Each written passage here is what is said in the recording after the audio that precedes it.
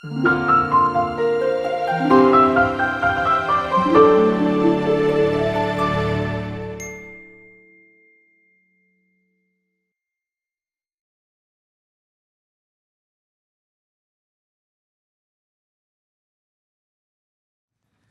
one of the first things that I'd like to say is I'm so glad that the lectures are finished, because I was starting to develop a blister on the inside of my forefinger from writing so many notes. But at my age, you cannot imagine how immensely blessed I feel to participate in the 2015 Ariane de Rothschild Fellowship. The amazing faculty and staff of this complex program, despite our grumblings, made this a memorable and life-changing experience. And being with such an incredibly talented, accomplished, and passionate cohort has shaped a new set of contours in my mind. A permanent memory which, like a nurturing wellspring, I will draw upon in months and years to follow. Hopefully, many of us will remain in contact, perhaps collaborate professionally, or even exchange hospitality in the near or distant future. And so I'd like to share with you a few thoughts.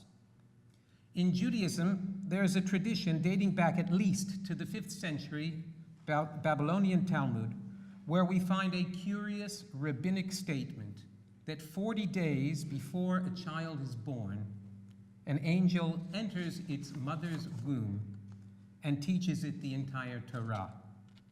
But at that moment just before birth, the angel taps the child above the upper lip, causing everything to be forgotten, which may be why we humans have this unusual cleft just under our noses.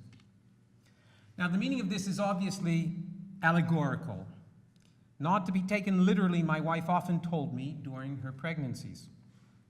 But the implication to Jews at least, and feel free to make this part of your own dialogue, is that within us, we each have a complete knowledge of a system of sacred values, the ability to recognize spirituality, to distinguish right behavior from wrong.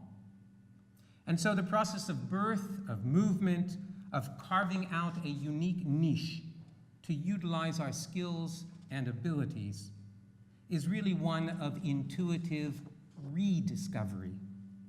As with entrepreneurship, perhaps those aha moments in life are really just recognizing what's already very familiar. Hand in hand with rediscovery and underlying many of the fantastic business talks that we heard is the idea of taking risks. In my limited experience, there is no better life teacher than trial and error. And for many, it's overcoming our fears that is necessary in order to accept a risk-taking mental framework. Elsewhere in the Talmud, there's an interestingly related statement that on the threshold of entering heaven, Jews are shown a summary of our lives' activities and asked why we used our time as we did. And you know what? Allegedly, the one asking those questions is none other than that guardian angel who taught us in the womb. So if you find this useful, please remember, life is filled with many uncertainties and even a couple of black swans. Yet deep within each of us, beyond our fears and aversion to risk, exists the wisdom for navigating our way.